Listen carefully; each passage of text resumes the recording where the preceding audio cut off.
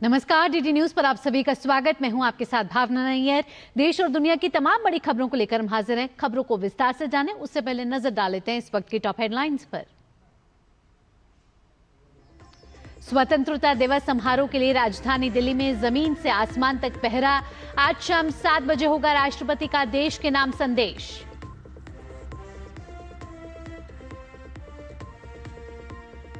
देश भर में हर घर तिरंगा अभियान की धूम। बच्चों से लेकर बुजुर्ग तक देशभक्ति के रंग में डूबे लोग।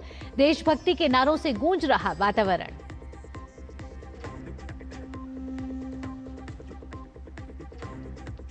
हिमाचल के कुछ क्षेत्रों में बाढ़ जैसे हालात। नालागढ़ में स्वारघाट मार्ग पर लैंडस्लाइड के कारण सड़क संपर्क टूटा। उत्तराखंड के कुछ जिलों में भी अलर्ट की स्थिति। दिल्ली के कई इलाकों में जोरदार बारिश। अगले 2 से 3 घंटे गरज चमक और बिजली के साथ भारी बारिश का अलर्ट। कई जगह जल भराव और जाम की स्थिति।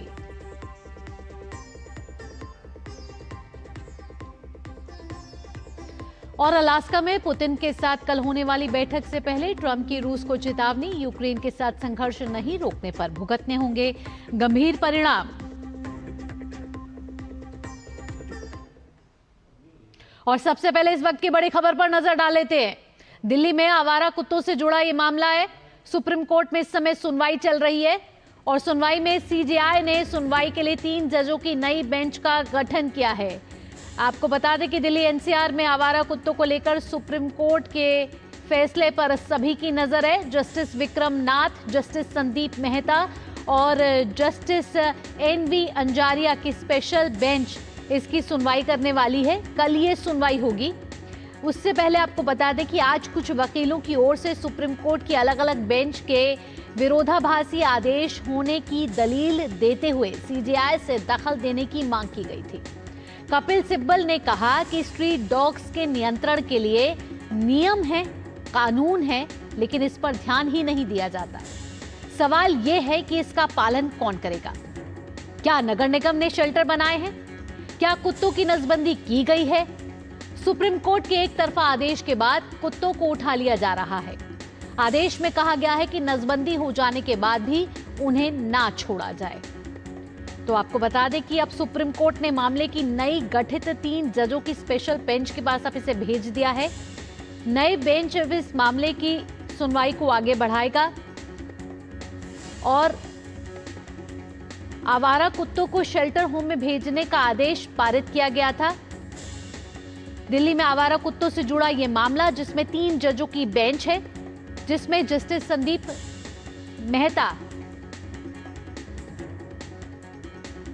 मेहता है, जस्टिस एनवी अंजारिया हैं और साथ ही साथ जस्टिस विक्रम नाथ इस बेंच के सदस्य हैं जो इस स्पेशल बेंच के हिस्सा हैं। और अब ये 3 सदस्यीय बेंच जो है इसकी सुनवाई अब आगे जारी रहेगी। कल इसकी सुनवाई होने वाली है। इससे पहले कपिल सिब्बल ने बड़ी बात कही है। उन्होंने कहा है कि आदेश आने से पहले जो भी बात हो रही है, क्या उससे पहले वो चीजें अमल में लाई गई हैं या नहीं। आगे भी आपको इससे जुड़े अपडेट देते रहेंगे क्योंकि सुनवाई इस समय जारी है। आपको अब लिए चलते एक और बड़ी खबर की तरफ जो हिमाचल से आ रही है। इस समय हिमाचल में हम देख रहे हैं कि पिछले कुछ दिनों से बादल फटने की घटनाएं ज्यादातर बढ़ गई हैं। अब यहां नालागढ़ में बीती रात से हो रही तेज बारिश के कारण स्वारघाट मार्ग पर भारी भूस्खलन हुआ है। NH 105 पंझेरा के से स्वारघाट मार्ग ऊंटूपुर के पास भूस्खलन के कारण मार्ग अब अवरुद्ध हो चुका है। प्रशासन ने यात्रियों से अनुरोध किया है, एडवाइजरी यहां जारी की गई है। कहा जा रहा है कि इस मार्ग का उपयोग ना करें। तेज बारिश यहां हो रही है, वैकल्पिक मार्ग अपनाएं, यानी कि ऑल्टरनेट रूट्स अपनाएं। प्रशासन की ओर से मार्ग को खुलवाने के लिए मौके पर इस समय जेसीबी मशीन भेज दी गई है, यानी कि सड़क संपर्क इस समय अवरुद्ध हो गया है क्योंकि तेज बारिश कल रात से चल रही है। हिमाचल के नालागढ़ में बादल फटने की यह खबर आ रही है। तेज बारिश से तबाही है, जनजीवन अस्त व्यस्त हो चुका है। जेसीबी मशीनों का सहारा लेके मलबे को हटाने की कोशिश की जा रही है ताकि सड़क संपर्क स्थापित किया जा सके। हालांकि एडवाइजरी ये जारी की गई है कि आप वैकल्पिक मार्ग को अपनाएं, उस सड़क पर जाने से बचें। तस्वीरें आप देख रहे हैं, ये आपकी स्क्रीन के सामने हैं। हिमाचल प्रदेश के नालागढ़ की ये तस्वीरें हैं जहां स्वारघाट तक जाने वाला जो रास्ता है वो अवरुद्ध हो गया है, क्योंकि यहाँ कल रात से ही तेज बारिश हो रही है और हम देख रहे हैं कि पिछले कई दिनों से हिमाचल प्रदेश में बारिश हो रही है और कई बार बादल फटने और भूस्खलन की घटनाएं सामने आ रही हैं। अब नालागढ़ की ये तस्वीरें आप देख रहे हैं, ये तस्वीरें साफ अपने तौर पर बयां कर रही हैं कि इस समय तेज बारिश के कारण बहाव बहुत तेज है, सड़क संपर्क कहीं ना कहीं टूट गया है और उसके अवरुद्ध हो जाने की वजह से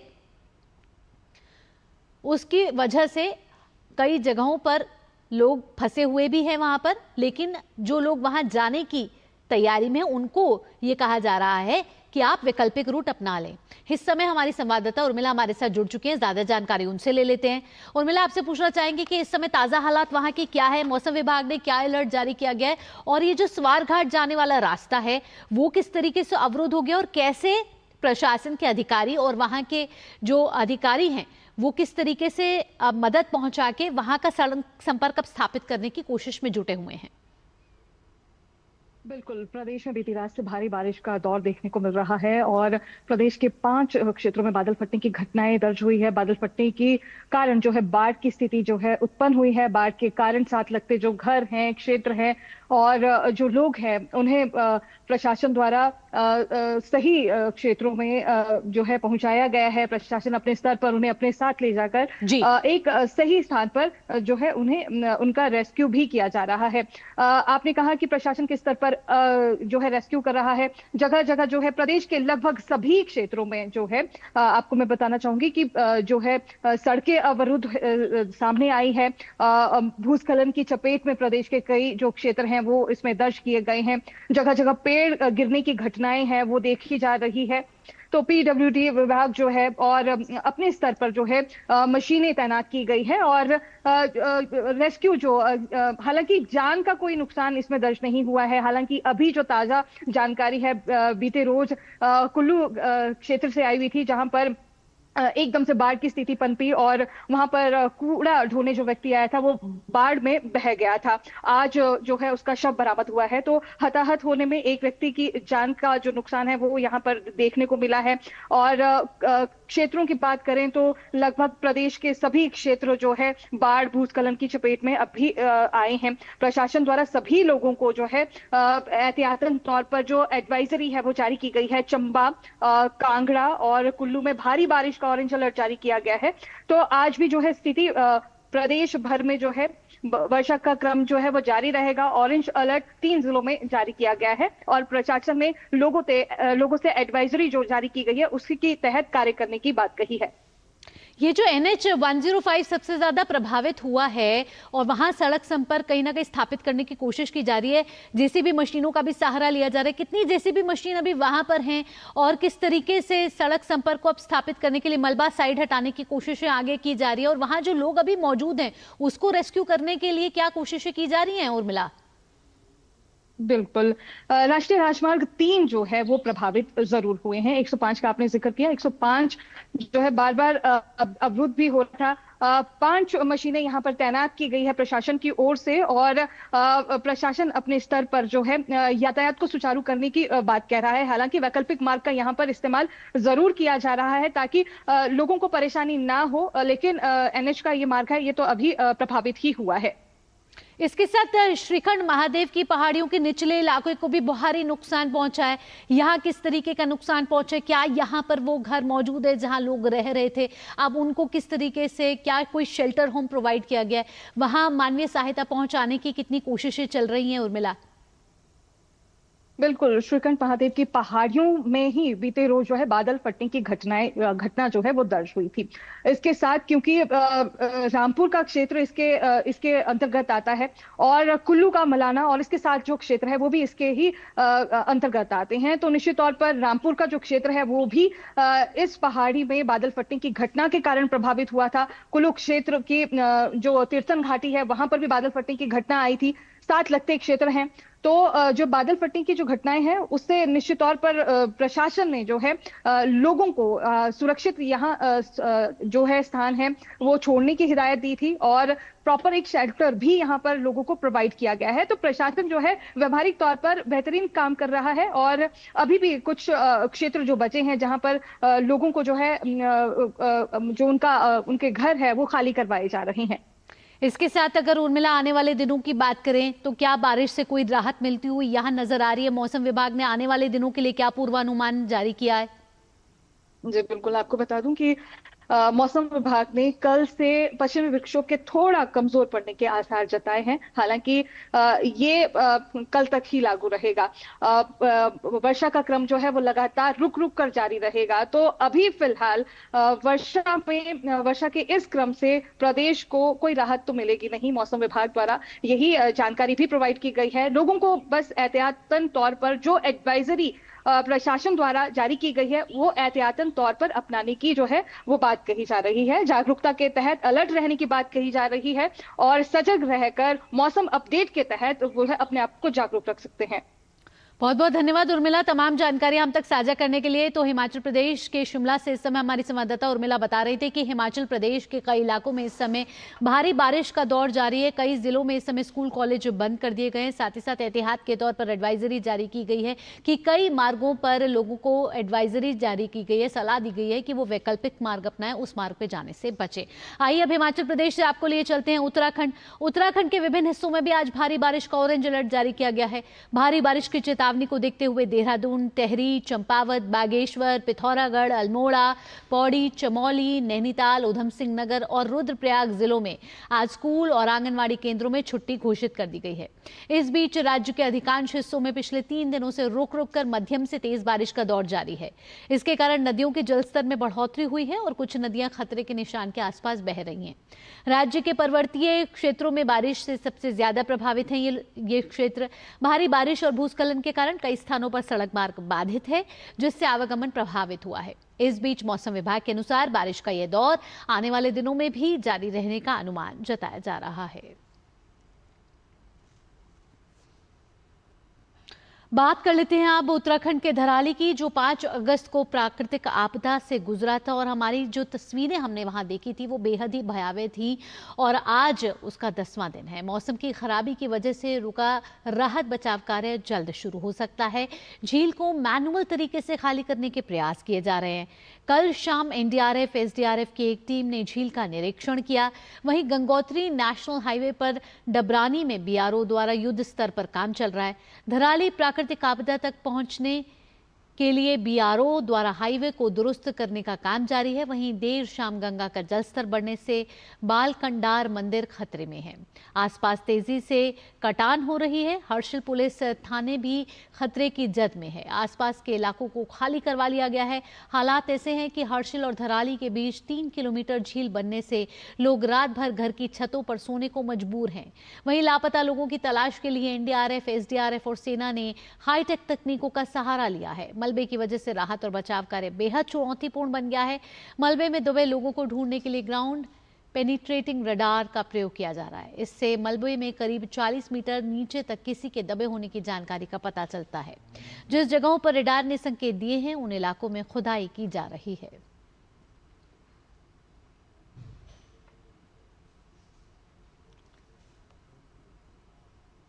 और देहरादून से इस समय हमारी संवाददाता रेणु हमारे साथ जुड़ गई हैं। रेणु, बेहद ही चुनौतीपूर्ण है धराली को फिर से एक बार खड़ा करना, लेकिन क्योंकि बारिश और इस रेस्क्यू ऑपरेशन को चुनौतीपूर्ण बना रहा है, अभी मौसम वहां कैसा है और कितनी चुनौतियों के साथ एजेंसियां इस समय राहत बचाव कार्य में जुटी हुई हैं?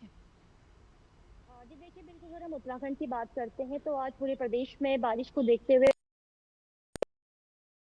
7 जिलों में स्कूलों की छुट्टी भी कर दी गई है, क्योंकि अगर हम उत्तराखंड की नदियों की बात करें, चाहे वो देहरादून की रसपना नदी हो या गौला बैराज हो, गौला नदी में भी इस समय क्योंकि पानी स्तर से ऊपर बह रहा है, ऐसे में काफी मुश्किलें देखी जा रही हैं। धराली में भी मौसम खराब बना हुआ है और बूंदाबांदी से लेकर यानी हल्की से मध्यम बारिश वहां पे भी देखी जा रही। चुनौती वहां पे लगातार बनी हुई है, क्योंकि जिस जगह पे रडार के माध्यम से खुदाई की जा रही है, शवों को निकालने की कोशिश की जा रही है, जो लोग दबे हुए हैं, तो कई जगहों पे जो है पानी निकल आ रहा है। तो ऐसे में मुश्किलें लगातार बनी हुई है। मौसम भी खराब है। देखिए, हेलीकॉप्टर जैसे उड़ान भरता है, अगर खाद्यान्न सामग्री पहुंचाई जाती है तो उससे पहले अगर मौसम खराब होता है तो हेली सेवाएं को भी रोका जा रहा है। तो ऐसे में मुश्किलें काफी ज्यादा हैं, क्योंकि इस समय बरसात का ये मौसम है, हर दिन बारिश यहाँ पे देखी जा रही है। फिलहाल तो क्योंकि 16 अगस्त तक जो है ऑरेंज अलर्ट भी जारी किया गया है बारिश को लेकर, तो ऐसे में चुनौतियां काफी सारी हैं, लेकिन प्रशासन तो एक गति से काम कर रहा है, जहाँ पे सड़कें टूटी हुई हैं उन्हें ठीक करने का काम किया जा रहा है, क्योंकि फिलहाल अगर हम उत्तरकाशी की बात करते हैं तो मुखबा एक सुरक्षित स्थान है, लेकिन मुखबा का भी संपर्क मुख्यालय से कट चुका है सड़क टूटने के कारण। तो वहां पे भी बीआरओ लगातार अपनी तेज गति से सड़क को ठीक करने का काम कर रहा है। और ठीक ऐसे धराली में भी, क्योंकि देखिए लगातार वहां पे रेस्क्यू ऑपरेशन जारी है, आज 10वां दिन है रेस्क्यू ऑपरेशन का, लेकिन लापता अभी भी कई लोग हैं, उन्हें खोजबीन लगातार उनकी की जा रही है और रडार के माध्यम से उन्हें अब ढूंढा जा रहा है, क्योंकि मलबा 50 से 60 फीट ऊपर है और कई फीट नीचे जो है शव दबे हुए हैं, होटल होम स्टे तबाह हो चुके हैं। तो ऐसे में रडार जहाँ पे संकेत दे रहा है वहां पे एसडीआरएफ एनडीआरएफ के जो जवान हैं वो खुदाई कर रहे हैं, लेकिन कई जगहों पे पानी निकल आ रहा है तो मुश्किलें बढ़ रही हैं। लेकिन लगातार इन चुनौतियों को पार करते हुए प्रशासन तेज गति से काम कर रहा है। अभी तक धराली से लगभग 1300 जो लोग हैं उनको सुरक्षित स्थानों पर पहुंचाया गया है। इसके साथ ही वहां पे प्रशासन के द्वारा मेडिकल कैंप लगाए गए हैं, जो भी प्रभावित लोग हैं उनको मेडिकल कैंपों में ले जाया जा रहा है, त्वरित उपचार उनका किया जा रहा है और हेलीकॉप्टर के माध्यम से भी देहरादून ऋषिकेश लोगों को सुरक्षित पहुंचाया जा रहा है। कई लोग ऐसे भी थे जो वहां पे लापता हो गए थे या जो उस आपदा जब आई थी तो फंस गए थे, तो उनको भी उनके सुरक्षित राज्यों तक पहुंचाया गया, जिनमें से बिहार कई लोग जा चुके हैं, उत्तर प्रदेश कई लोग पहुंच चुके हैं। तो इस तरह की जो घटना है चुनौतीपूर्ण जरूर है उत्तराखंड में, लेकिन तेज गति से मौसम की चुनौती को भी पार करते हुए लगातार प्रशासन काम कर रहा है। फिलहाल अगर हम आज की बात करें, क्योंकि आज 14 अगस्त है और प्रदेश भर में ऑरेंज अलर्ट मौसम को लेकर जारी किया गया है। अगर हम देहरादून की बात करते हैं तो इस समय यहाँ पे रिस्पना नदी हो या आसन नदी हो, टोंस नदी हो, अपने उफान पर बह रही है, जिसका नतीजा बीते दिन देखा भी गया था कि कई सारे घरों की चपेट में नदी आ गई थी और नदी जो है घरों के अंदर अपना पानी का बहाव लेकर चल रही थी, जिस कारण दीवारें टूट रही थी, सड़कों पर पानी आ गया था। देहरादून की स्थिति भी जल भराव कई जगह देखी गई थी। ऐसे में कल मेयर ने भी ये कहा है कि नदियों की खुदाई थोड़ा नीचे तक की जाएगी, ताकि जो पानी सड़क पर आ रहा है वो नदियों तक ही सीमित रहे और लोगों को परेशानी ना हो, इसलिए अब नदियों की भी साफ सफाई की जाएगी। अभी अगर हम बात करते हैं तो फिलहाल जो उत्तराखंड की गौला नदी है, जो नैनीताल जिले में बहती है, हल्द्वानी से होकर गुजरती है, वो अपने स्तर से ऊपर बह रही है। तो ऐसे में उसमें जो है इस समय निगरानी रखी जा रही है। और नदियां भी अगर हम उत्तराखंड की बात करें, चाहे वो भागीरथी हो, गोमती हो, सरयू हो, अपने उफान पर है। कारण यही है, यहाँ पे बारिश हो रही है, पहाड़ों में भारी बारिश हो रही है, बीते रात से ही जो है काफी तेज बारिश देखी जा रही है। ऐसे में जो लोग नदियों के किनारे बसे हुए भी है उन्हें सुरक्षित स्थानों पर पहुंचाया गया है, लेकिन हल्की बारिश भी डर के साए में उन लोगों को ला देती है, क्योंकि थोड़ी सी बारिश होना यानी कि नदियों का अपने उफान से ऊपर उठना और कहीं फिर से कोई तबाही दूसरी जगह ना हो, इसके लिए लगातार प्रशासन अलर्ट मोड पर रहकर काम कर रहा है। बिल्कुल, तो पहाड़ों से लेकर मैदान तक इस समय देख रहे हैं हम कि मानसून की मार झेलनी पड़ रही है और कई क्षेत्र बेहद ही ज्यादा प्रभावित है। रेणु, फिलहाल तमाम जानकारियों के साथ आपका बहुत बहुत धन्यवाद। आइए आगे बढ़ते हैं, हिमाचल प्रदेश के किन्नौर की बात करते हैं, क्योंकि यहाँ बाढ़ में फंसे लोगों के लिए भारतीय सेना एक बार फिर देवदूत बनकर सामने आई है। सेना ने हिमाचल प्रदेश के किन्नौर में बाढ़ में फंसे लोगों को सुरक्षित बाहर निकाला है। सेना ने लॉजिस्टिक ड्रोन का उपयोग करते हुए इस बचाव अभियान को सफल बनाया। बुधवार को ऋषि डोगरी घाटी के ऊंचाई वाले इलाकों में बादल फटने से आई बाढ़ ने सतलुज नदी पर बने पुल को अपनी चपेट में ले लिया। इससे एक व्यक्ति भी घायल हो गया। किन्नौर के पुलिस अधीक्षक से अनुरोध प्राप्त होने पर सेना ने तुरंत मानवीय सहायता और आपदा राहत दल को तैनात किया। दल में फंसे हुए नागरिकों को ऊंचे और सुरक्षित स्थानों तक पहुंचाया और घायलों को अस्पताल में भर्ती कराया।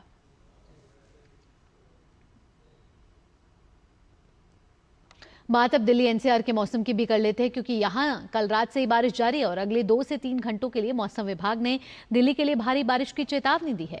झमाझम बारिश के चलते दिल्ली एनसीआर के लोगों को उमस और गर्मी से कुछ राहत जरूर मिली है। इस साल का मानसून दिल्ली एनसीआर में मजबूत स्थिति में है। 17 अगस्त के बाद मानसून की स्थिति में कमी आ सकती है।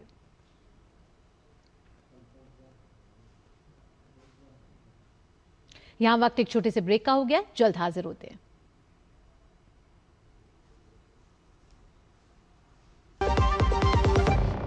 फिर ये डुगडुगी गई कहाँ? पापा के साथ साथ सारे सपने भी चले गए, पर अपने बच्चों के सपनों के साथ ऐसा कुछ नहीं होने देगा। वो कैसे? पहले से लाइफ इंश्योरेंस का टर्म प्लान ले रखा है। बड़े भैया, सपनों को रखो सुरक्षित टर्म प्लान के साथ। सबसे पहले लाइफ इंश्योरेंस। मेरी पसंद, मेरी पसंद, मेरी पसंद, मेरी पसंद, हमारी पसंद, हम सबकी पसंद। मजबूत देश का मजबूत सरिया हो गया स्टील। ब्रेक के बाद आपका स्वागत है। आइए अब आगे बढ़ते हैं। यूपी विधानसभा में 24 घंटे का नॉन स्टॉप मैराथन चर्चा जारी है। आज मुख्यमंत्री योगी आदित्यनाथ चर्चा का जवाब देंगे। सीएम योगी विकसित यूपी 2047 के विजन डॉक्यूमेंट पर बोलेंगे। योगी सरकार के मंत्रियों द्वारा विजन 2047 के संबंध में कार्य योजना का विश्लेषण जारी है। परिवहन राज्य मंत्री स्वतंत्र प्रभार दयाशंकर सिंह ने बेहतर परिवहन सेवाओं की बात की और परिवहन विभाग की उपलब्धियों को विस्तार से सदन के समक्ष रखा। उत्तर प्रदेश विधानसभा में विजन डॉक्यूमेंट 2047 पर चर्चा को संबोधित करती समाजवादी पार्टी की विधायक पूजा पाल ने विधानसभा में खुलकर मुख्यमंत्री योगी आदित्यनाथ के नेतृत्व की तारीफ की। सपा विधायक ने मुख्यमंत्री को धन्यवाद देते हुए कहा कि उन्होंने मुझे न्याय दिलाया और मेरी बात तब सुनी जब किसी ने नहीं सुनी। मैंने अपना पति खोया है जो इस सदन के माननीय सदस्य थे। ये बात किसी से छिपी नहीं है। पूरा सदन जानता है कि उनकी हत्या कैसे हुई थी और किन लोगों ने की थी। मैं धन्यवाद देना चाहती हूँ माननीय मुख्यमंत्री जी को, जिन्होंने मेरे छुपे हुए उन आंसुओं को देखने का काम किया जो वर्षों में किसी ने देखने का काम नहीं किया। मुझ जैसे पता नहीं कितने प्रयागराज में पीड़ित परिवार को माननीय मुख्यमंत्री जी ने ऐसे अपराधियों को दंड दे करके उनको न्याय दिलाने का काम किया है। विजन डॉक्यूमेंट 2047 पर उत्तर प्रदेश के मंत्री JPS राठौर ने कहा कि यहां पर पक्ष विपक्ष सब हैं और सबके विचार आ रहे हैं। प्रदेश को नई ऊंचाई तक पहुंचाने में विजन डॉक्यूमेंट की बहुत बड़ी भूमिका होगी। विजन डॉक्यूमेंट जो तैयार होगा वो व्यक्ति उसी के साथ काम करने के लिए एक तरीके से मजबूर होगा कि सबने मिलकर चर्चा की है। यहाँ पक्ष विपक्ष सब है, यहाँ पर सभी विधायकों का, मंत्रियों का, पॉलिटिकल लोगों का, सबका विचार आ रहा है। जब सामूहिक विचार के साथ कोई विषय तय होता है तो उसके बाद फिर कोई उस विषय को बाद में बदल नहीं सकता है। परिस्थितियों के हिसाब से यहाँ पर निर्णय होंगे और प्रदेश को एक नई ऊंचाई तक पहुँचाने में इसकी बहुत बड़ी भूमिका होगी। और आइए अब आज़ादी के जश्न की बात कर लेते हैं। स्वतंत्रता दिवस की खूब जोर शोर से तैयारियां चल रही हैं। देश भर में ऐतिहासिक इमारतों और दफ्तरों को तिरंगे के रंग में रंगे हुए हैं। रामनगरी अयोध्या से लेकर अजमेर और बठिंडा समेत आप देख रहे हैं अपनी स्क्रीन पर, देश इन तीनों रंगों में सराबोर है। तो आज़ादी का ये जश्न है, तिरंगे का सम्मान है, हम भारतीय हैं, यही हमारी पहचान है। 79वें स्वतंत्रता दिवस की तैयारियां इस समय जोरों शोरों से हैं और देश सराबोर है तिरंगे के रंग में इस समय। स्वतंत्रता दिवस से पहले आज पूरे देश में सुरक्षा पर पुलिस की पैनी नजर है। राजधानी दिल्ली से लेकर जम्मू कश्मीर तक सुरक्षा व्यवस्था पूरी तरह से चाक चौबंद कर दी गई है। लाल किले के गेट पर hand held metal detector, door frame metal detector और बैगेज स्कैनर लगाए गए हैं। हर व्यक्ति की जांच के बाद ही प्रवेश की अनुमति दी जाएगी। जांच एजेंसियां सतर्क हैं और हर गतिविधि पर पैनी नजर रखी जा रही है। खास तौर पर लाल किले के आसपास सुरक्षा को सख्त कर दिया गया है। यहाँ चप्पे चप्पे पर पुलिस और सुरक्षा बल तैनात है। सड़कों पर पेट्रोलिंग की जा रही है। दिल्ली के विभिन्न इलाकों में बड़ी संख्या में पुलिसकर्मी तैनात किए गए हैं। साथ ही सुरक्षा कर्मियों को विस्फोटक और संदिग्ध वस्तुओं का पता लगाने के लिए आधुनिक प्रौद्योगिकी से भी लैस किया गया है, यानी कि मॉडर्न टेक्नोलॉजी से लैस किया गया है। CCTV कैमरे और फेस डिटेक्शन तकनीक का भी इस्तेमाल किया जा रहा है। ये तो बात हुई दिल्ली की। आइए अब आपको जम्मू कश्मीर में किस तरीके से सुरक्षा व्यवस्था कड़ी कर दी गई है ये आपको बताते हैं। डोडा समेत तमाम इलाकों में वाहनों की जांच की जा रही है। 15 अगस्त के मद्देनजर सारा नाके पर कड़ी व्यवस्था की गई है और आने वाले और जाने वाले लोगों पर कड़ी नजर रखी जा रही है। कुपवाड़ा में भारतीय सेना ने 79वें स्वतंत्रता दिवस से पहले तंगधार में नियंत्रण रेखा पर 3 स्तरीय रोबोटिक घुसपैठ रोधी ग्रिड तैनात किया है।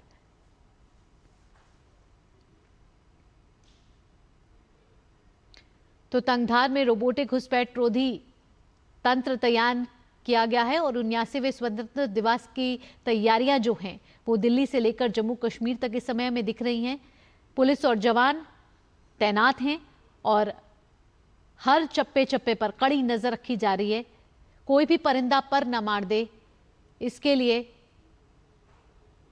लिए स्वतंत्रता दिवस की तैयारियों को जोर शोर से मनाने के लिए कोई कोर कसर इस समय नहीं रखी जा रही। और आइए इस वक्त की बड़ी खबर का भी रुख कर लेते हैं। सुप्रीम कोर्ट ने आवारा कुत्तों से जुड़े मामले पर अपना फैसला सुरक्षित रख लिया है। दिल्ली में ये आवारा कुत्तों से जुड़ा मामला है जिस पर सुप्रीम कोर्ट में सुनवाई जारी थी। अब सुप्रीम कोर्ट ने इस पर फैसला सुरक्षित रख लिया। पिछले आदेश के दिशा निर्देश पर रोक लगाई जाए या नहीं, ये बड़ा सवाल था।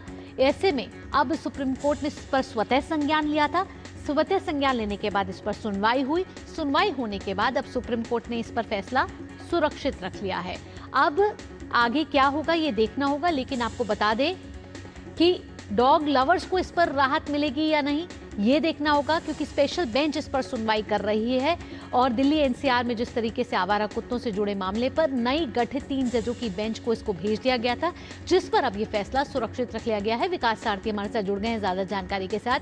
विकास, क्या है ताजा अपडेट?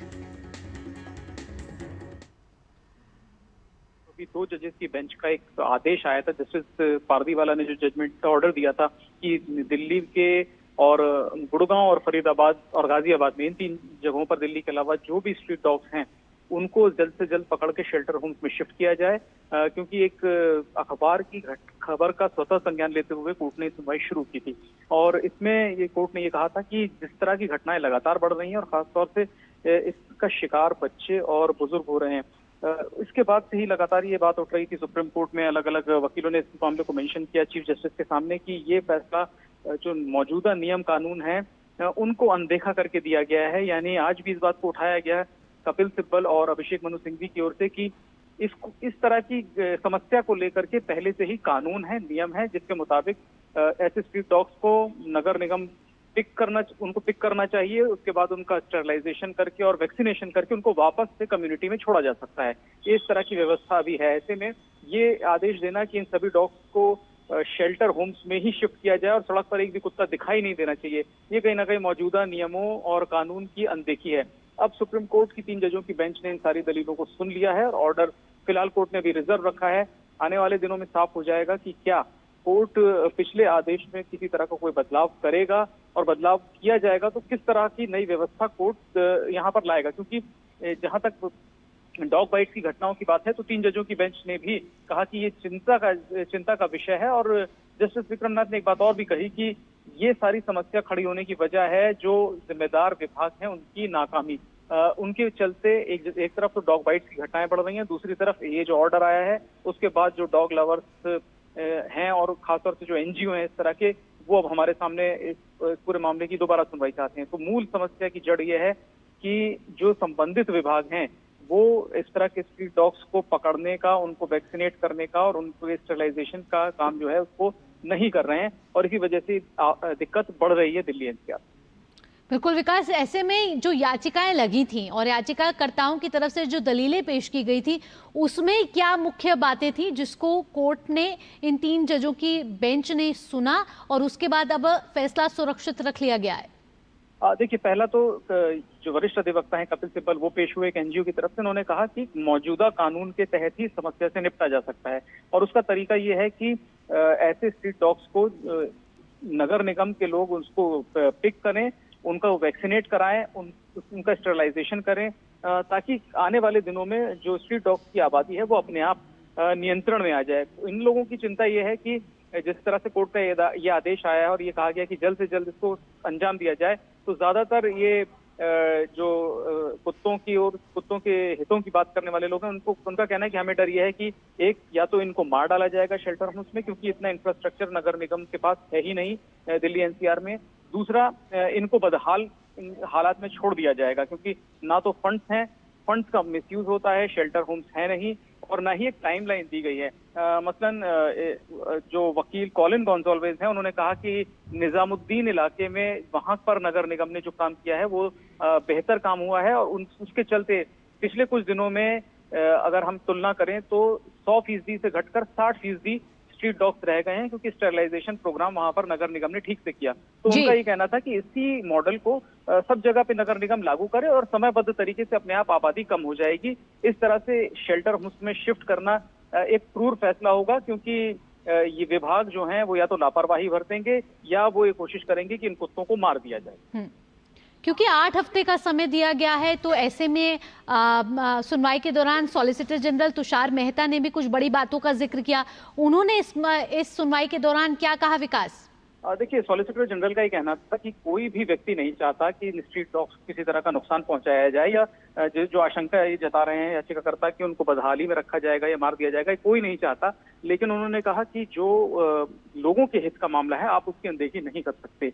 सॉलिसिटर जनरल दिल्ली सरकार की ओर से पेश हो रहे थे। उन्होंने कहा कि मैंने खुद ऐसे वीडियोज देखे हैं जहां पर बच्चों को इस तरह के स्ट्रीट डॉग्स ने शिकार बनाया है, और उन्होंने कहा कि जो ये याचिका करता है, अगर मैं इनको वो वीडियो दिखाऊं तो शायद ये पूरा देख भी नहीं पाएंगे, इतनी भयावह घटनाएं थी। तो उनका मत ये है कि कुत्तों को नुकसान पहुंचाने का किसी का कोई उद्देश्य नहीं है, लेकिन जो बच्चे हैं, खास तौर से जो सबसे बड़े इसके विक्टिम्स हैं वो बच्चे हैं। उन्होंने कहा कि डर की वजह से आजकल माँ बाप अपने बच्चों को बाहर पार्क में नहीं भेजते, खुले इलाकों में नहीं भेजते, क्योंकि इस तरह की घटनाएं लगातार बढ़ रही हैं। तो ये एक संतुलित नजरिए की जरूरत है। यही बात सॉलिसिटर जनरल ने कही कि हम कहीं बिल्कुल नहीं चाहते कि कुत्तों को, स्ट्रीट डॉग्स को नुकसान पहुंचाया जाए, लेकिन बच्चों के बारे में भी याचिकाकर्ताओं को सोचना चाहिए। ठीक विकास, तमाम जानकारियों के साथ बहुत बहुत धन्यवाद। तो विकास सारथी हमारे संवाददाता बता रहे थे कि सुप्रीम कोर्ट ने दिल्ली में आवारा कुत्तों से जुड़ा जो मामला है उस पर सुप्रीम कोर्ट ने फैसला आप सुरक्षित रख लिया है। यहाँ रुक रहे हैं एक छोटे से ब्रेक के लिए, लेकिन ब्रेक के बाद आपको खास रिपोर्ट दिखाएंगे विभाजन विभीषिका स्मृति दिवस से जुड़ी हुई।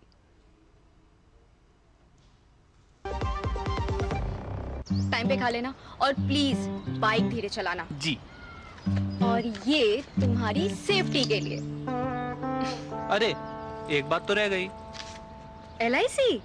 ये हमारी सेफ्टी के लिए। दिल की सुनो, LIC चुनो। LIC हर पल आपके साथ। जब धरती चीर कर निकलता है लोहे का पत्थर और मिलता है मोंगिया के जोश से, फिर तपता है, पिघलता है और बनता है फौलाद। अब होता है सरिया सारी खूबियों के साथ। मोंगिया स्टील, मजबूत देश का मजबूत सरिया। ब्रेक के बाद आपका स्वागत है। आज विभाजन विभीषिका स्मृति दिवस है।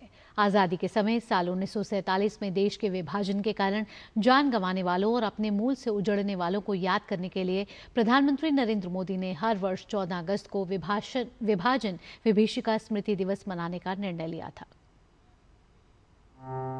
14 अगस्त 1947 वो तारीख है जब भारत को काटकर बांट दिया गया था और भारत के भौगोलिक रूप से 3 टुकड़े कर दिए गए थे, जिनमें से पश्चिमी पाकिस्तान और पूर्वी पाकिस्तान नाम के 2 टुकड़ों को साथ लेकर धर्म के आधार पर एक नया देश बनाया गया, पाकिस्तान। लेकिन विभाजन के बाद कीमत चुकाई इस देश के करोड़ों मासूम लोगों ने।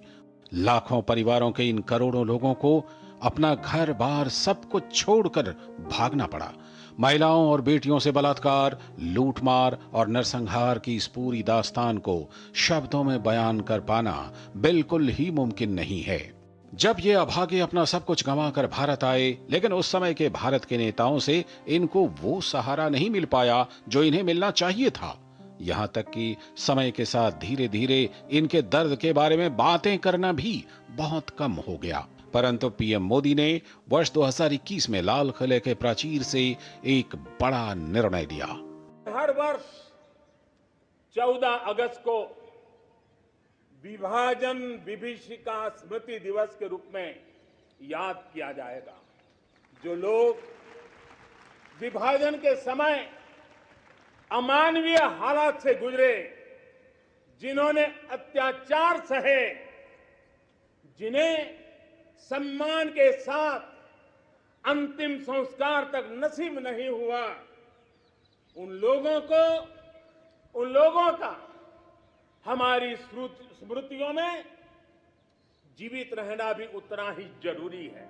14 अगस्त को विभाजन विभीषिका स्मृति दिवस उन सभी लोगों की याद में मनाया जाता है जिन्होंने विभाजन के कारण अपनी जान गंवाई। पीएम मोदी ने इस दिन की घोषणा उन सभी लोगों को याद करने के लिए की थी जिन्होंने राष्ट्र के विभाजन के कारण अपनी जान गंवा दी और अपने मूल से उजड़ गए। बंटवारे का दर्द आज भी हिंदुस्तान के सीने को छलनी करता है। ये पिछली शताब्दी की सबसे बड़ी त्रासदी में से एक थी। आजादी के बाद इन लोगों को बहुत ही जल्द भुला दिया गया। यह सच है कि समय के पहिए को वापस नहीं घुमाया जा सकता और विभाजन की विभीषिका के दंश को झेलने वाले लोगों और उनके वंशजों को उनके जन्म स्थान, उनकी संपत्ति वगैरह लौटा पाना असंभव है, परंतु हम उनके बारे में बातें कर उनके दुखों में कम से कम शामिल तो हो ही सकते हैं। Bureau report, DD news. आज विभाजन विभीषिका दिवस है। इस मौके पर हम बात करेंगे कर्नल हेम सिंह शेखावत की। झुंझुनू के मंडरेला गांव के इस सपूत ने बचपन से ही देश सेवा को अपना धर्म माना और सेना में शामिल होकर उसे निभाया भी। आज भी वे सेना की सेवा भावना को सलाम करते हैं और नई पीढ़ी को उसी जज्बे के साथ देश की रक्षा के लिए प्रेरित भी करते हैं। भारत की स्वतंत्रता के समय कर्नल हेम सिंह शेखावत की उम्र लगभग 8 वर्ष थी। झुंझुनू जिले के मंडरेला गांव में एक जागीरदार परिवार में जन्मे हेम सिंह शेखावत ने देश के उस दौर को अपनी आंखों से देखा जब एक ओर आजादी की उम्मीद और उत्साह था तो दूसरी ओर विभाजन का दर्द और अशांति भी। जब आपका पार्टीशन हो रहा था, उनको हमारे गढ़ के अंदर उनको बचा के रखा था। उनका पहले हम मरेंगे, उसके बाद में आप पर कोई आंच आएगी। लेडीज को हमने हमारे परिवार वालों ने अंदर भेज दिया और बाकी जो हमारे गांव के आदमी थे उसमें मुसलमान भी थे और दूसरे समाज के भी थे, उनको संरक्षण दिया। ऐसे माहौल ने नन्हे हेम सिंह के मन में यह विश्वास बोया कि देश की सेवा और उसकी रक्षा करना जीवन का सर्वोच्च धर्म है। इन्हीं भावनाओं के साथ वे बड़े हुए और भारतीय सेना में भर्ती हुए। जोधपुर के अंदर हमारे बोला गया हमारे कमांडिंग अफसर को कि आपको पाकिस्तान में करीब 80-100 किलोमीटर जाकर उनके कम्युनिकेशन सेंटर, उनके हेडक्वार्टर को बर्बाद करा। कर्नल हेम सिंह शेखावत 1971 की भारत पाकिस्तान लड़ाई में 10 पैरा रेजिमेंट में कैप्टन थे। छाछरों मोर्चे पर उन्होंने महत्वपूर्ण भूमिका निभाई। युद्ध के समय भारतीय सेना ने साहस और रणनीति का परिचय देते हुए पाकिस्तान के सिंध क्षेत्र में 80 किलोमीटर तक प्रवेश किया। ऑपरेशन सिंदूर एक महत्वपूर्ण ऑपरेशन है और बहुत ही सूझबूझ से उसकी तैयारी की गई थी और अच्छे लड़के, अच्छे ऑफिसर और अच्छे हथियारों को उनको उपयोग किया गया था। मैं तो ये कहूँगा तो तीनों आर्मी, एयरफोर्स और नेवी तीनों का था, प्लस आपके गवर्नमेंट का कोऑर्डिनेशन बहुत ही आले दर्जे का था। ऑपरेशन सिंदूर के बाद जब प्रधानमंत्री नरेंद्र मोदी ने बीकानेर के सीमावर्ती क्षेत्र का दौरा किया तब उन्हें विशेष आमंत्रण दिया गया। वे मानते हैं कि जिस प्रकार महाराजा गंगा सिंह में अद्भुत नेतृत्व और ऊर्जा का संचार था, वैसे ही प्रेरणादायी शक्ति प्रधानमंत्री नरेंद्र मोदी में भी दिखाई देती है। Bureau report, DD news. Uttarakhand के सीमांत इलाकों से लेकर हल्द्वानी तक इस बार स्वतंत्रता दिवस का जश्न और भी खास है। वजह है राष्ट्रपति भवन से आया सीधा न्योता, जो मिला है पिथौरागढ़ की 8 वीरांगनाओं और हल्द्वानी के एक दिव्यांग कलाकार को। ये सिर्फ एक आमंत्रण नहीं बल्कि उनकी मेहनत, जज्बे और देश प्रेम का राष्ट्रीय सम्मान है। देखिए हमारी एक खास रिपोर्ट। उत्तराखंड के पिथौरागढ़ जिले का दुगतू गांव सीमांत ऊंचाई पर बसा, लेकिन इस बार चर्चा में है यहाँ की 8 वीरांगनाएं, क्योंकि इन्हें मिला है राष्ट्रपति भवन से सीधा न्योता, वो भी स्वतंत्रता दिवस के ऐतिहासिक जश्न में शामिल होने का। दिल में गर्व, चेहरे पर मुस्कान और मन में तिरंगे का सपना।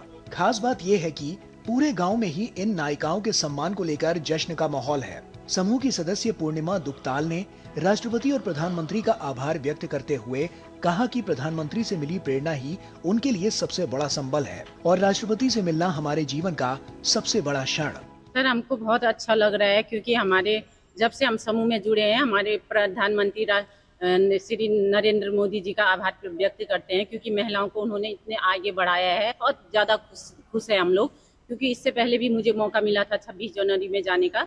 उधर हल्द्वानी के दिव्यांग कलाकार जीवन जोशी को भी राष्ट्रपति ने समारोह में बुलाया है। कास्ट कला में महारत रखने वाले जोशी चीड़ की चाल से अनोखी कलाकृतियां बनाते हैं, जिसे उन्होंने बगेट आर्ट नाम दिया है। अपनी कला के बुलावे पर जोशी भावुक हो उठे और इसे अपने जीवन का सबसे बड़ा सम्मान बताया। मैं तो दिव्यांगों से सिर्फ ये कहूँगा कि हौसला मत हारिए।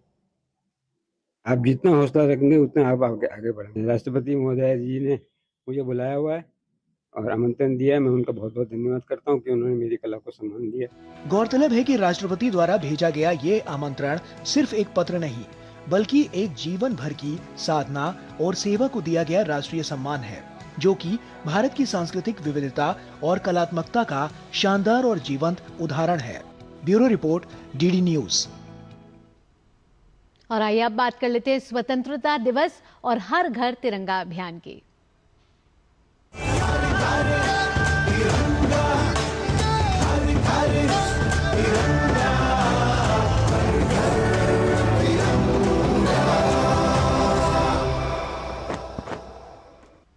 हर घर तिरंगा ने जम्मू शहर को देशभक्ति के रंग में रंग दिया और स्वतंत्रता दिवस के जश्न को और भी गौरवपूर्ण बना दिया। यह ऐतिहासिक यात्रा गुलशन मैदान से प्रारंभ होकर देशभक्ति के नारों और जनसैलाब के साथ महाराजा हरि सिंह पार्क में संपन्न होगी।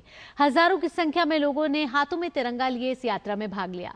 यात्रा में स्कूली बच्चों, युवाओं, सामाजिक संगठनों, एनजीओ, सेना के पूर्व सैनिकों और प्रशासनिक अधिकारियों ने भी उत्साहपूर्वक भागीदारी निभाई।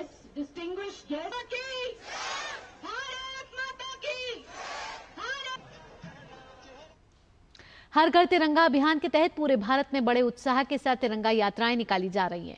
जम्मू कश्मीर के बद्रवाह में स्वतंत्रता दिवस से पहले सीआरपीएफ 33 बटालियन ने स्कूली छात्रों के साथ तिरंगा रैली निकाली। तो हर घर तिरंगा अभियान इस समय तिरंगे में सराबोर है और देशभक्ति और राष्ट्र प्रेम हर तरफ इस समय दिख रहा है। स्वतंत्रता दिवस से पहले हर घर तिरंगा अभियान देश के कोने कोने तक पहुंच रहा है। जम्मू कश्मीर के राजौरी में भी हर घर तिरंगा अभियान के तहत तिरंगा यात्रा निकाली गई। राज्य पुलिस की ओर से आयोजित इस तिरंगा यात्रा में स्थानीय लोगों ने बढ़ चढ़कर हिस्सा लिया। इस यात्रा में युवाओं का जोश देखते ही बनता था। पूरे देश में इस समय हर घर तिरंगा यात्रा निकाली जा रही है। राजौरी में भी इसकी झलक देखने को मिली, जहां स्वतंत्रता दिवस समारोह से पहले तिरंगा रैली निकाली गई। बच्चे, युवाओं में जोश देखते ही बन रहा था।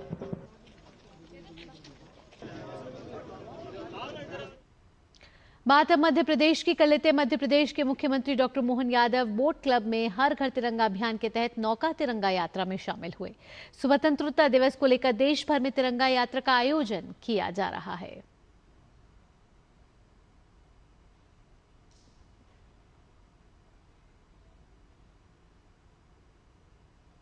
दिल्ली पुलिस की नई दिल्ली टीम ने देवेश कुमार मल्हा के नेतृत्व में पुलिसकर्मियों के साथ बाइक पर तिरंगा यात्रा निकाली।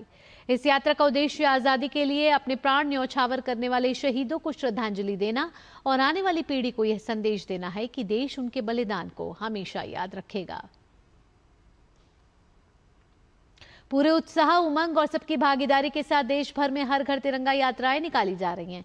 हर घर तिरंगा अभियान आजादी के अमृत महोत्सव का हिस्सा है। प्रसिद्ध रेत कलाकार सुदर्शन पटनायक ने पूरी समुद्र तट पर हर घर तिरंगा थीम पर आधारित एक रेत कलाकृति बनाई।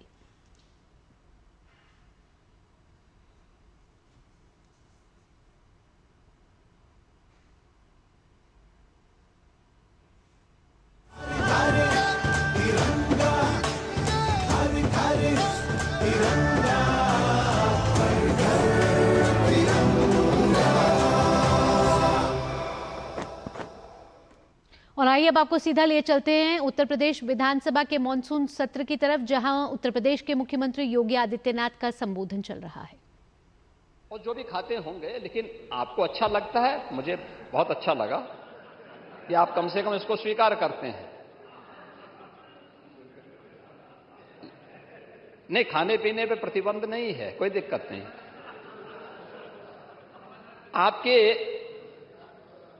आपके विरोधी दल से जुड़े हुए कुछ मान्य सदस्यों के द्वारा भी यहां पे बहुत अच्छी बातें कही जा रही थी और कुछ कही जा रही थी, और मुझे उसी पे एक बात याद आई कि बड़ा हसीन है इनकी जवान का जादू। लगा के आग बहारों की बात करते हैं, जिन्होंने रात में चुन चुन करके बस्तियां लूटी, वही नसीबों के मारों की बात करते हैं। मैं बात सुन रहा था, आपके सभी मान्य सदस्यों की बात कर रहा था मैं, और मुझे लगा कि खन्ना जी संभवतः ना बोलें क्योंकि वे भी रात भर जगे हैं, तो मैं ही इसका जवाब आपको दे दूं। इन परिणाम क्यों नहीं देंगे खन्ना जी? आप खन्ना जी से इतना अविश्वास मत करिए। आपकी नाराजगी खन्ना जी के लिए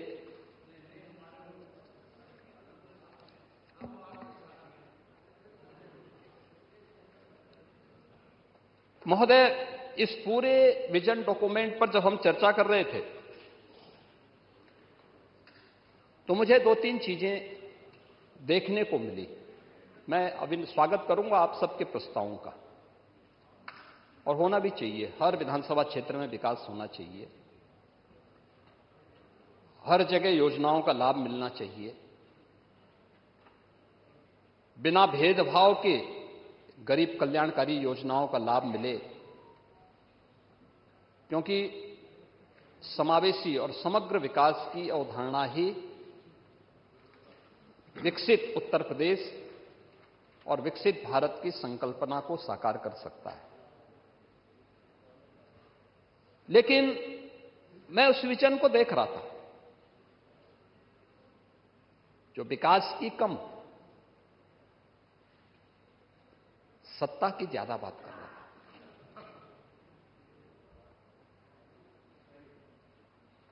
जो अपने स्वयं की बात कर रहा था। और मुझे आप लोगों की बातों से एक चीज लगी, जो लगी, जिसके बारे में चारवाक ने भी एक बात कही, यानी जो अपने तक केवल सीमित करता है, जिसके बारे में उन्होंने कहा था कि यावत जीवेत सुखम जीवेत ऋणम कृत्वा घृतम पिबेत भस्मीभूतस्य देहस्य पुनरागमन कुतः। और ये स्थिति आप लोगों की है, यानी केवल अपने तक सीमित करना। आपका परिवार डेवलपमेंट अथॉरिटी भी उसी का नमूना है। यही है, ये परिवार डेवलपमेंट अथॉरिटी की ये भावना ही इस पर आधारित है, जिसके बारे में स्वामी विवेकानंद ने कहा था कूप मंडूप होना। उन्होंने अपनी कथाओं में, अपने प्रवचन में एक बात को कहते थे कि एक कुएं में एक मेढक था।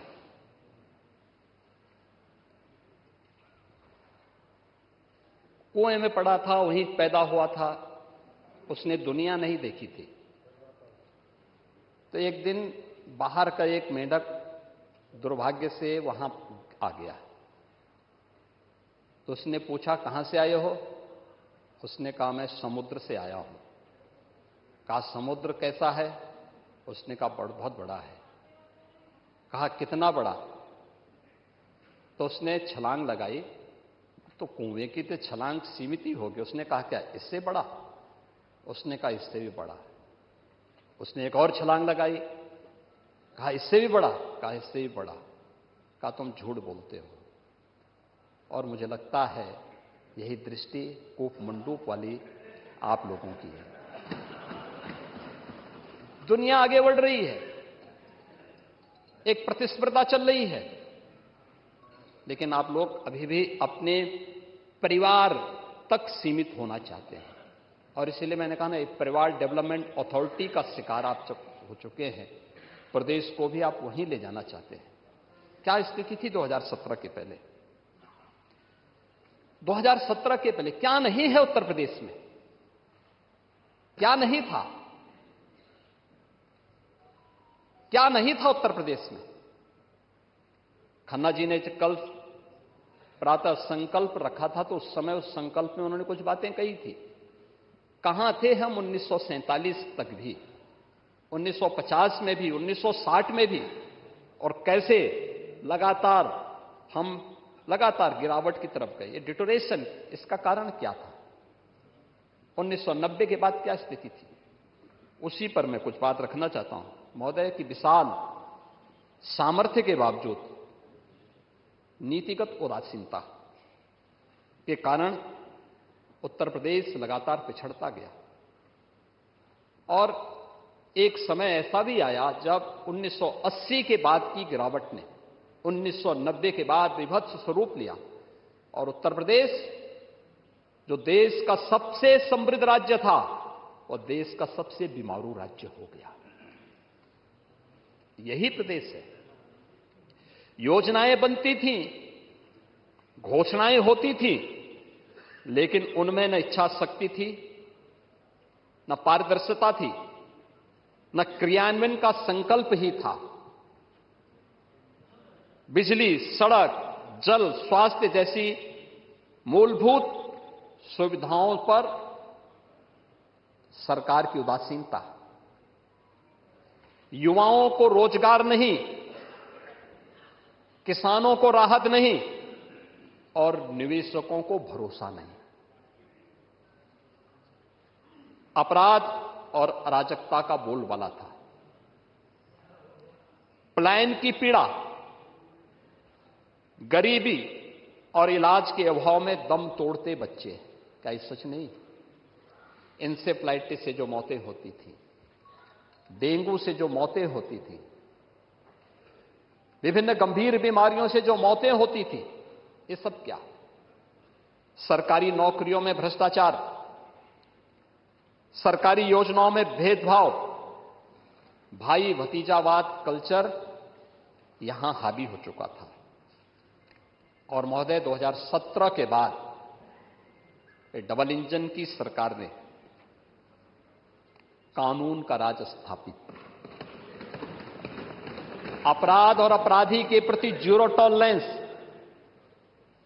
उद्योगों के लिए सुरक्षित वातावरण और निवेशकों का ड्रीम डेस्टिनेशन, जल थल नभ की बेहतरीन कनेक्टिविटी, एक्सप्रेसवे, एयरपोर्ट, मेट्रो से जुड़ा,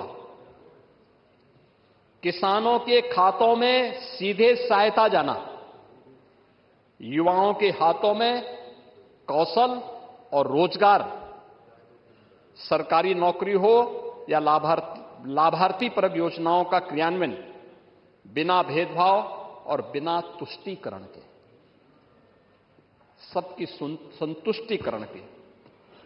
आदरणीय प्रधानमंत्री जी का मंत्र सबका साथ, सबका विकास, सबका विश्वास और सबका प्रयास, यह प्रदेश की दशा और दिशा दोनों को बदलने में एक निर्णायक भूमिका का निर्वहन की है।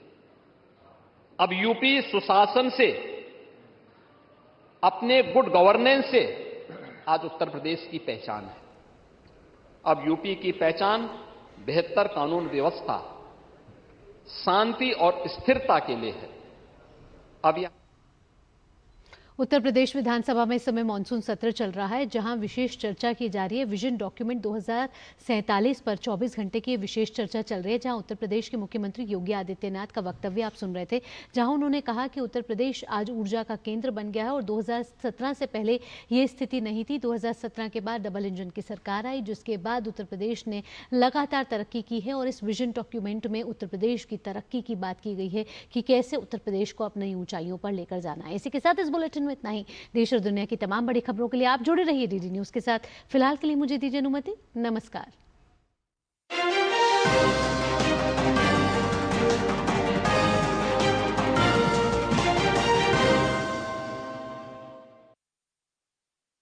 घर घर तिरंगा, हर घर तिरंगा, घर घर तिरंगा, रथ घर तिरंगा, घरों घरी तिरंगा, प्रत्येक घरी तिरंगा।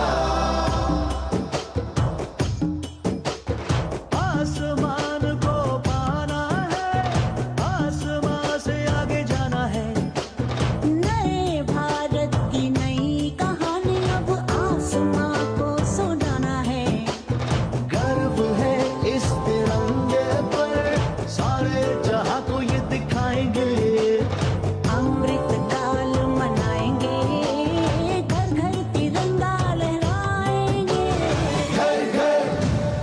तिरंगा हर घर तिरंगा इंटिंटा झंडा मने मनेगू त्रिवर्णा